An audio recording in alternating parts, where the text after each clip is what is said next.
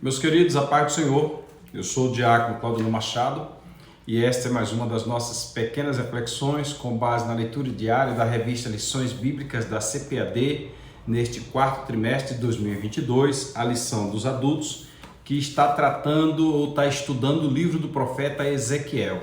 Nós materialmente estamos estudando o profeta Ezequiel e como pano de fundo nós estamos estudando escatologia bíblica, que trata da doutrina das últimas coisas. Logo, o tema do trimestre fala sobre a justiça divina e o subtema fala sobre a preparação do povo de Deus para os últimos dias no livro de Ezequiel. Nós estamos diante da lição de número 2, cujo tema da semana é Vem o Fim. Este foi o tema de todo o trimestre do quarto trimestre da EBD em 2004, que tratou também de Ezequiel, tratando sobre vem o fim vem. E este já é o nosso terceiro vídeo da semana. Você tem mais 2 vídeos para trás, tem mais 4 vídeos para frente, mais 3 vídeos para frente, terá certamente. Cremos em Deus que Ele nos dará graça para fazermos. E se você está assistindo esse, assista os demais. É fácil de identificar. É só você observar que todos eles estão com a mesma capa. O irmão Daniel Anjos tem colocado a mesma capa em todos os vídeos para que você possa identificá-los. Aí eu aproveito já e te convido para você se inscrever no nosso canal, acionar o sininho das notificações, curtir, comentar, compartilhar, porque aí você diz para nós se o conteúdo está bom ou não, quando você comenta. Você evangeliza alguém quando você compartilha. E você diz para o YouTube que o nosso conteúdo vale a pena e o YouTube estará indicando o nosso vídeo para mais alguém, tá bom? Hoje nós leremos no livro do profeta Jeremias, capítulo 27, versículos 6 e 7. E leremos também, não está aqui na indicação da revista, mas nós vamos acrescentar, no Evangelho de João, capítulo 2, versículo 15. É uma leitura necessária. Nós dissemos na segunda-feira que o fim é uma referência à destruição de Jerusalém. Nós lemos na terça-feira que dissemos que Deus anuncia a chegada do fim com mais de 100 anos de antecedência, utilizando o caso específico de Manassés. E hoje o tema é: Nabucodonosor foi constituído como o Azorrague. Por isso que nós vamos ler no Evangelho de João, no capítulo 2, versículo 15, para explicar o que seja Azorrague. Nabucodonosor foi constituído como o Azorrague divino para açoitar Jerusalém. Vamos à nossa leitura, fazendo leitura na Bíblia de Estudo Mateu Henry, tradução Revista Almeida e Corrigida, material produzido pela Casa Publicadora do Brasil, a SBB. Vamos à leitura do versículo 6 de Jeremias 27, que diz assim, preste atenção. E este I requer que você pare e veja que tem alguma coisa atrás. Você vai 1, 2, 3, 4, 5 e 6. Laranja, pera, maçã, tal e uva. Então você tem um argumento que vem sendo desenvolvido e o que nós vamos ler. Logo, o argumento que começa a ser desenvolvido no versículo 1 do capítulo 27 fala sobre Jeremias aconselha a submissão ao rei da Babilônia. Era um contexto pretérito ao contexto do cativeiro babilônico. Eles ainda não haviam ido para o cativeiro e não acreditavam que iriam. Profetas, atalaias estavam surgindo diante do povo, dizendo: o povo não vai para o cativeiro. E é interessante que Deus disse que quando levantasse alguém falando em seu nome e a profecia não se cumprisse, este tal deveria ser punido. Muitos atalaias que tem por aí, atalaias, deveriam ser punidos porque suas profecias não têm se cumprido. Às vezes tem comido demais, sei lá, ou dormido de mau jeito, aí criam lá qualquer coisa e acabam não estando no contexto bíblico. Muito cuidado com isso. Mas aqui Jeremias está dizendo que Deus vai punir o povo, que Deus vai mandar o povo para Babilônia. Agora, por que Babilônia, gente? Nós vamos ler o texto aqui e vamos entender alguma coisa.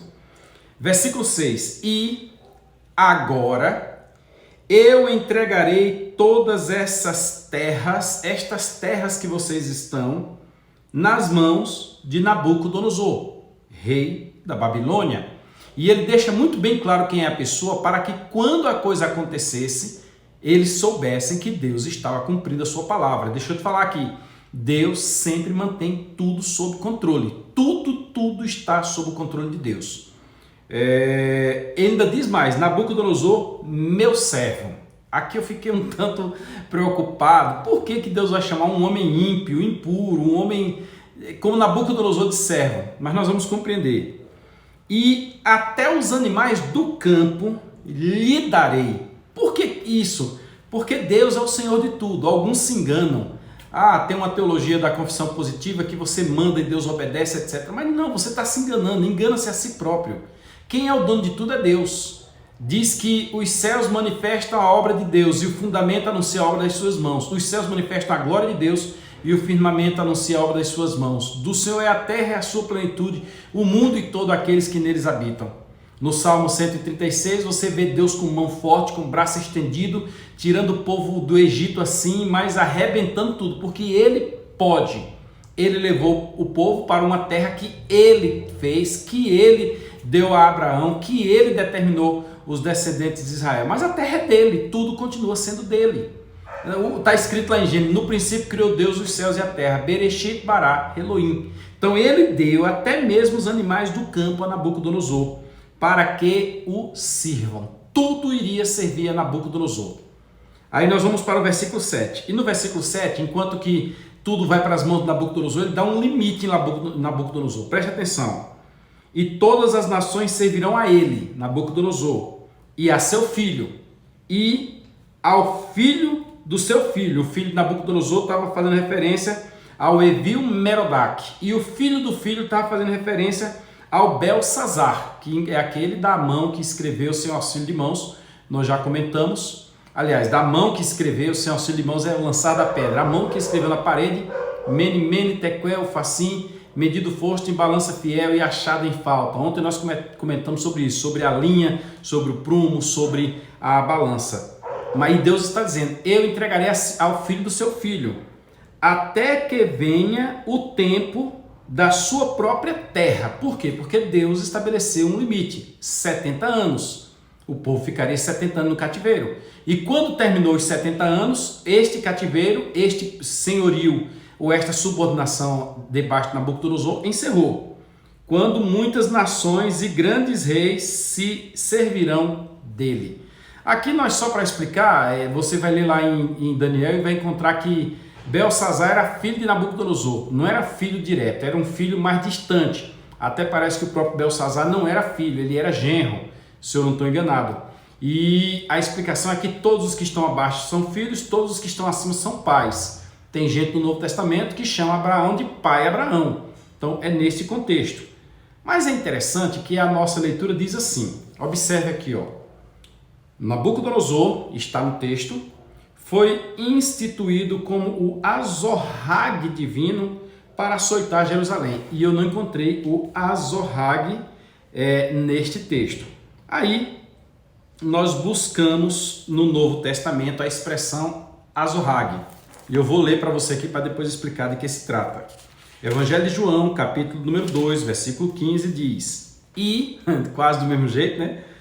Tendo feito um azorrague de cordéis, lançou todos fora do templo, bem como os bois e as ovelhas, e espalhou o dinheiro dos cambistas e derrubou as mesas. O que é o azorrague?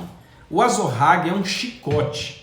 Neste contexto do Evangelho de João, capítulo 2, versículo 15, Jesus pega pedaços de corda que estão por ali e junta todos eles e faz um negócio assim com a ponta, com várias pontas. E Jesus sai batendo neles ali, expulsando eles do templo. Estavam ali servindo como cambistas.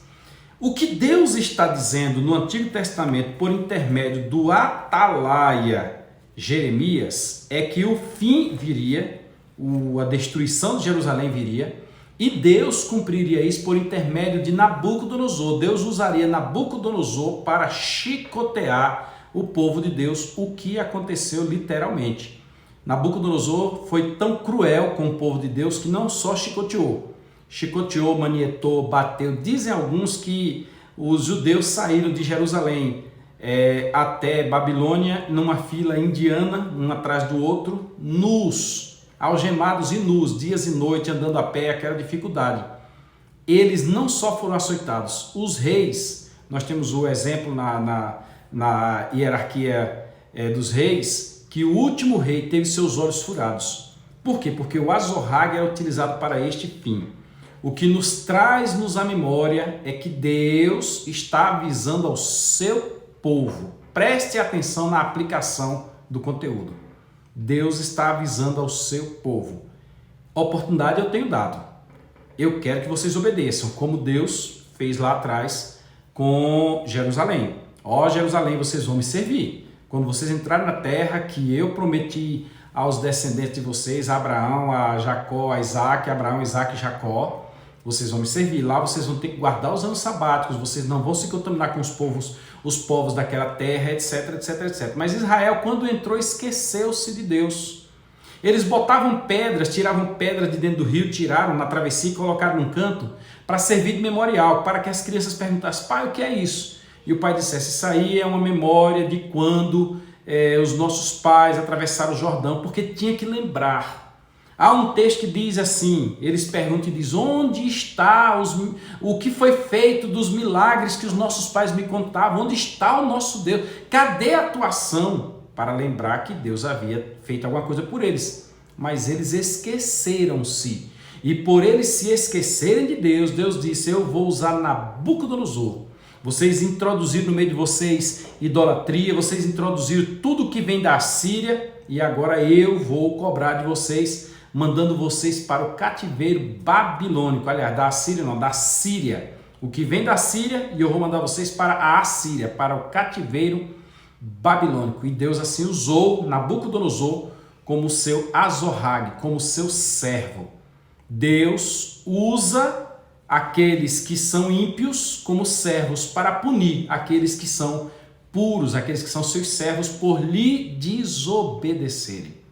Espero em Deus que a lição desta semana e deste trimestre, especialmente dos próximos 20 e poucos dias, orientem você que é cristão e até mesmo você que não você que não aceitou Jesus ainda como Salvador, a cuidar, porque tudo está diante de Deus. As nossas decisões levam-nos a agir e levam Deus a reagir para conosco. Que Deus nos guarde, que Deus nos livre, que nós não caiamos na mão do inimigo, que nós não entreguemos aquilo que Deus deu de mais precioso, que é a nossa terra, que é o nosso povo, que são as nossas bênçãos, na mão do inimigo, e não sejamos punidos, porque assim acabaremos por ser punidos.